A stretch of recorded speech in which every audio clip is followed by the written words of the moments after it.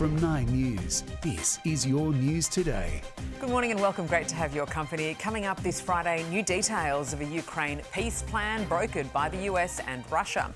Fast caught on camera the moment an Adelaide man makes off with a postman's bike. And one of the weirder world records we've seen, meet the Swede with some seriously large nostrils. I think I'm looking forward to that. Thanks, Saz. Well, New South Wales Liberal leader Mark Speakman promised to fight on, but just hours later, a dizzying backflip saw him resign. The outgoing leader now throwing his support behind former journalist and charity CEO Kelly Sloan. Let's go live to today's Sydney reporter Sarah Stewart at Parliament House. Sarah, what happens now? Well, Carl, there is going to be a vote at 9 a.m. this morning. Kelly Sloan has put her name forward to be the new leader of the New South Wales Liberal Party. The latest information I have that she is going to be uncontested in that vote. So it is very likely she is going to be the next leader unless something else happens. After that meeting, she will come out, she will make a brief statement, and later this morning she will do an extended press conference. She has been described by Mark Speakman as enormously talented, and she has also thanked him for his leadership. Sarah, thank you. Outrage is mounting against Victoria's health system this morning after a 91-year-old woman was denied transport despite suffering serious injuries. Let's go live to Today Melbourne reporter Simon Love. Simon, good morning to you. A number of officials have weighed in on this.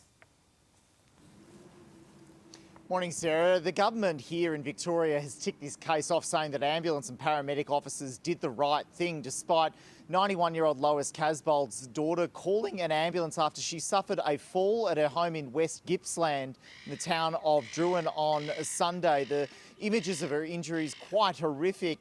She was driven by her own family to hospital despite them wanting an ambulance transport.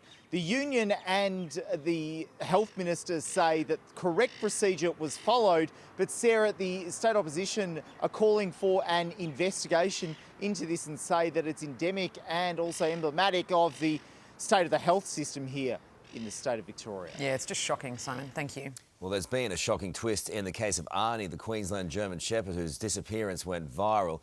Police now charging his owner over the dog's death. Let's go live to Today Queensland reporter Andrea Crothers in Brizzy. Andrea, this is a devastating turn of events. Carl, it sure is, because police actually allege the ute was never stolen at all. In fact, they're accusing Arnie's owner, Nathan McEwen, of leaving the German Shepherd inside the ute, parked in the Fortitude Valley while on a night out. That is despite pleading for public assistance and offering a $5,500 reward. The ute was found 10 days later by a member of the public, Arnie dead inside.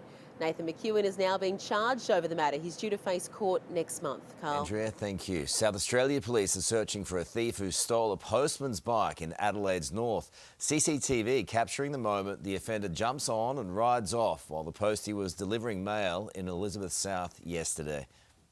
He was obviously delivering a parcel to the fella's door, and while he had his back turned, someone walked past and jumped on his postie bike and rode off on it. I was a bit amazed. The bike was later found dumped in Davern Park.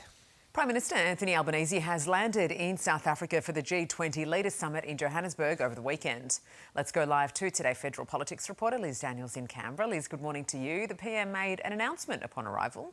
Yes, Sarah, 3 Australians to be honoured for their work to end apartheid. As he touched down for the final summit of the season, the Prime Minister announced that the names of former Prime Ministers Malcolm Fraser and Bob Hawke, alongside former diplomat Bruce Haig, have been inscribed on the wall of names at Freedom Park. Malcolm Fraser was one of the first world leaders to visit Nelson Mandela in prison, and Bob Hawke advocated for sanctions against the regime. Now, Anthony Albanese will then turn his attention to trade. Sarah, he's hoping to make progress on deals with both Europe and India. All right, Liz, thank you.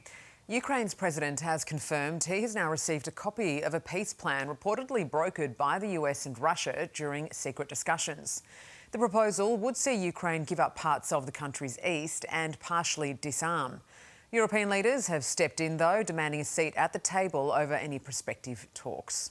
There were notable absences from the funeral of former US Vice President Dick Cheney, with Donald Trump and JD Vance reportedly not invited to the service. Let's go live to 9 US correspondent Reid Butler in LA. Reid, good morning to you. Cheney was certainly not a fan of Donald Trump. Carl, Dick Cheney famously said that Donald Trump represented the greatest threat to the Republic of any individual in US history. So yes, no love lost there, but it certainly was a moving service at the cathedral in Washington, D.C. today. Democrats and Republicans, you just saw them there coming together. There was former President Joe Biden, Kamala Harris, Al Gore and Mike Pence. George W. Bush was also in attendance and he paid tribute to his vice president, calling Cheney a gentleman by nature and a true man of the West. Carl? Reid, thank you. Meantime, US President Donald Trump has signed an order to release the Epstein files after an overwhelming vote in Congress. The Justice Department now has 30 days to publicly share all information from federal investigations into the convicted sex offender.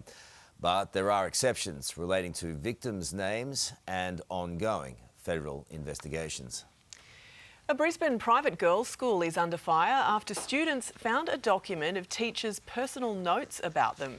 It included details on medical issues, parents' personalities and behaviour, with comments like rude, odd and disorganised.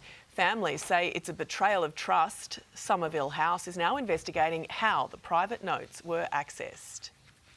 Weekend postal delivery is set to resume in capital cities and some regional areas amid a surge in online shopping and the Christmas rush. Australia Post is expecting more than 100 million parcels to be delivered in the lead-up, urging customers to follow cut-off dates to get their parcels to their loved ones in time. The full list of Christmas deadlines can be found at ozpost.com.au. Gen Z is now the most burnt-out generation, with mental health levels similar to those recorded during COVID-19 lockdowns in late 2020. The latest TELUS Mental Health Barometer finding 13 to 28-year-olds are experiencing close to clinical levels of distress at work. Financial distress ranked as the #1 issue affecting Gen Z. Australia's biggest cricket match of the summer could return to Brisbane's Gabba from 2028 once Western Australia's deal expires. Nothing is locked in, but a News Corp paper reports Cricket Australia and the Queensland government are quietly pushing to bring the first test to Brisbane. And after 2032, the first test is set to shift again, this time to Brisbane's new Victoria Park Stadium. That'll be fabulous. Before we get to the weather, little update on this fella. A Swedish dad has just broken one of the weirder world records after our lame attempt yesterday at breaking one, stuffing the most matches up his schnoz. 42-year-old Martin Strawby says his kids pushed him to give it a go, saying it would be so cool if Dad made the Guinness history books. The previous record stood at 68 matches, but Martin went all out and squeezed in a whopping 81 matches up those nostrils. What a legend. Oof. Says will be trying that later on. I certainly will not. It looks very painful. You can be the guinea pig. And then you light it up. Yeah. That's what I thought. No. Imagine if somebody came along with a little match. Get rid of all Dad's hairs up there. All those pesky nose hairs. Yeah.